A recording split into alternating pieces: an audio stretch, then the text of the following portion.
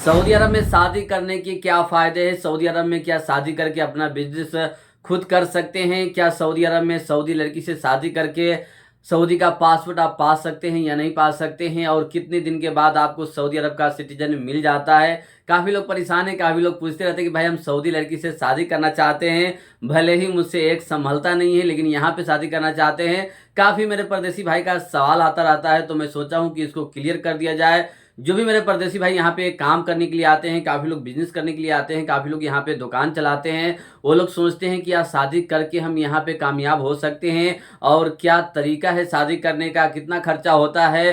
तो सबसे पहले मैं आपको बताना चाहूँगा, अगर आप सऊदी अरब में शादी करते हैं, सऊदी लड़की से अगर आपका रिश्ता हो भी जाता है, होना तो बहुत मुश्किल बात है, लेकिन अगर आपका रिश्ता हो भी जाता है तो क्या तरीका है, उसके बाद आपको सऊदी का पासपोर्ट मिल सकता है या नहीं मिल सकता है। अगर आप जिससे शादी किए हैं अगर वो मर गई, उसके बाद आपका क्या होगा, यानी उसका इंतकाल हो गया तो उसके बाद आपका क्या होगा, आपको कहाँ रखा जाएगा, कौन संभालेगा, कौन आपका आईडी बनाएगा, कौन अकाउंट बनाएगा। अगर आपने दिल में इरादा बना लिया है कि हमको शादी करना है और शादी करके यहाँ पे हम बिजनेस करेंगे, दुकान करेंगे, ताकि हमको किसी को कफाला देने की ज़रूरत न पड़े, यानी यहाँ पे किसी के नाम पे दुकान करते हैं और वो खुद चलाते हैं तो उनको पैसा देना पड़ता है, जो भी उसका डिमांड होता है। काफ़ी लोग आधा आधा पे करते हैं, काफ़ी लोग फिक्स कर लेते हैं कि हम आपको इतना देंगे और जो भी हमारा कमाई होगा हमारा हो जाएगा। इस तरह से अगर आप डायरेक्ट शादी कर लेते हैं यहाँ की लड़की से, और काफ़ी बार ऐसा होता है औरत भी शादी करना चाहती है यहाँ के लोगों से, तो ये भी कर सकती है, दोनों अलाउ है। और ये चीज़ ज़्यादातर होता है, बाहर की लड़की यहाँ पे आकर शादी करती है, ये ज़्यादातर पाया गया है, लेकिन अजनबी यहाँ की लड़की से शादी करते हैं ये बहुत कम पाया गया है। और जो बड़े बड़े बिजनेसमैन हैं उन लोगों के साथ ही शादी हो पाता है, लेकिन काफ़ी लोग जानना चाहते हैं यहाँ के रूल्स के बारे में।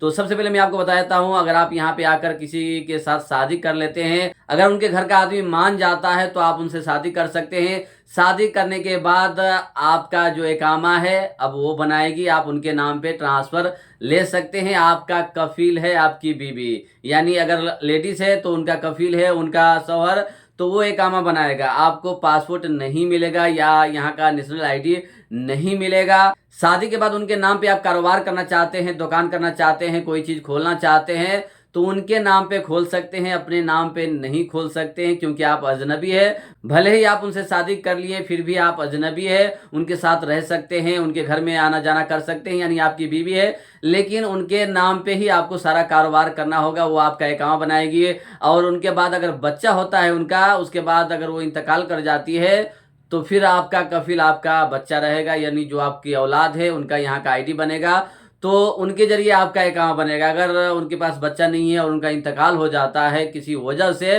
तो फिर आप अजनबी के अजनबी रह जाएंगे, आपके नाम पे कुछ भी नहीं रहेगा। अगर उनके घर के आदमी से ज़्यादा आपका लगाव है, अगर वो चाहे तो अपने नाम पे आपका ट्रांसफ़र करवा सकता है और अपने नाम पे उसका सारा सिस्टम करके आपको चलाने के लिए दे सकता है, अगर ज़्यादा लगाव है। लेकिन ज़्यादातर इस तरह से होता नहीं है, आपको अपने देश लौटना होगा, यहाँ का आईडी आपको नहीं मिलेगा।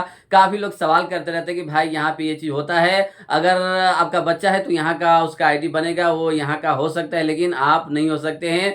या जो भी लड़की यहाँ पे शादी करती है यहाँ के लोगों से, बस यहाँ पे वो रह सकती है, खा सकती है, पी सकती है, उसका इकामा उसका शौहर बनाएगा। अगर उसका इंतकाल हो गया उनके शौहर का, तो उनका घर का आदमी अगर चाहे तो अपने नाम पे ट्रांसफ़र करके कफाला करवा कर वो रख सकता है। अगर नहीं रखता है तो फिर आपको अपने देश ही लौटना पड़ेगा, मर्द हो या लेडीज हो। तो जो भी मेरे परदेसी भाई यहाँ के लड़की से शादी करना चाहते हैं तो यहाँ दहेज नहीं मिलता है, आपको उल्टा देना पड़ता है मेहर के शक्ल में, और ये इस्लामी कानून है। और यहाँ की लड़की जब डिमांड करती है ना, अच्छे अच्छे लोगों का घर बिक जाता है, क्योंकि उनका फरमाइश होता है एक घर होना चाहिए पर्सनल अपना, ये नहीं कि बाप का घर है उसमें रह जाएंगे गुजारा कर लेंगे, ये नहीं होता है। घर होना चाहिए उसके पास गाड़ी होना चाहिए, नहीं, उसके बाद एक ड्राइवर होना चाहिए, खदामा होना चाहिए, नौकरानी जिसे कहते हैं। उसके बाद लाख, 1.5 लाख, 2 लाख रियाल डिमांड किया जाता है मेहर के शक्ल में, यानी उनको पहले देना पड़ता है, उसके बाद सोना चांदी, ये काफ़ी ज़्यादा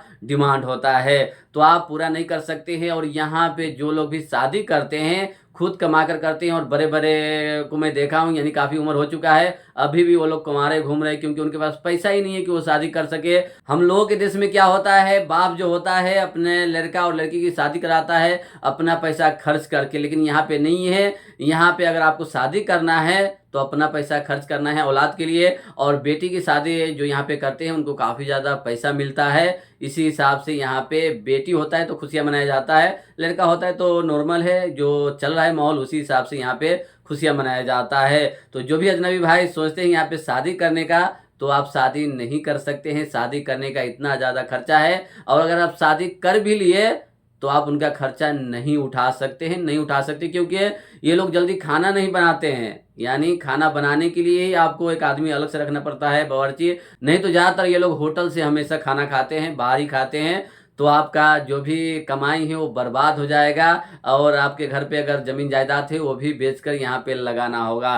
तो ये बहुत आसान है कहने में। कुछ लोग वीडियो बनाते हैं सऊदी लड़की से शादी करो, गवर्नमेंट ने छूट दे दिया, तो इस तरह का यहाँ पे नियम नहीं है। शादी करने से पहले 10 बार सोचना पड़ेगा। अगर आप नॉर्मल कमाते हैं 10,000, 5,000, 2,000, 1,500 रियाल, तो फिर कोई भी शादी आपके साथ नहीं करा सकता है, क्योंकि आप उनका खर्चा ही नहीं उठा सकते हैं। और ऐसा बिल्कुल नहीं है कि बाहर के लोग यहाँ पे आकर सिटीजनशिप नहीं ले सकते हैं। गवर्नमेंट ने कुछ दिनों से कानून निकाला है, बाहर के देशों को भी यहाँ का सिटीजनशिप मिल सकता है, लेकिन यहाँ पे आने के बाद उनको बहुत बड़ा कारोबार करना होता है। यानी देश के लिए जो साइंटिस्ट है या बहुत बड़ा डॉक्टर है जिनको देश की ज़रूरत है, या कोई बड़ा खिलाड़ी है, फुटबॉलर है, या कोई भी ऐसा इंसान है जिसको देश की ज़रूरत है, वो इस देश के लिए कुछ किया है, अगर वो चाहे यहाँ पे रहना तो फिर उनको सिटीजनशिप मिल सकता है, पासपोर्ट मिल सकता है। नॉर्मल इंसानों के लिए, या वो कितना बड़ा बिजनेसमैन है, उन लोगों को जल्दी नहीं मिलता है।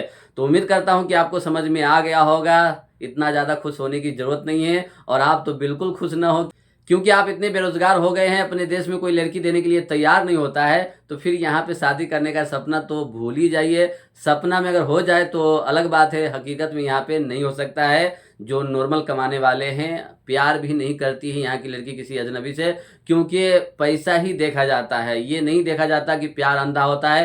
पहले के ज़माने में प्यार अंधा होता था, किसी से किसी का प्यार हो जाता था, लेकिन उसने बाद में इलाज करवाया, आँख ठीक हो गया, अब धन दौलत, पैसा, ज़मीन जायदाद, गाड़ी, कारोबार सब देखा जाता है। तो इस वीडियो को ज़्यादा से ज़्यादा लोगों तक शेयर कीजिए, ताकि जो लोग नहीं जानते हैं वो जान पाए। यहाँ पे शादी करके भी आप यहाँ का सिटीजनशिप नहीं ले सकते हैं। अगर आपको सऊदी अरब में किसी से प्यार हो जाता है, वो भी अजनबी है, आप भी अजनबी है, तो आप रिलेशनशिप में नहीं रह सकते हैं, एक जगह नहीं रह सकते हैं।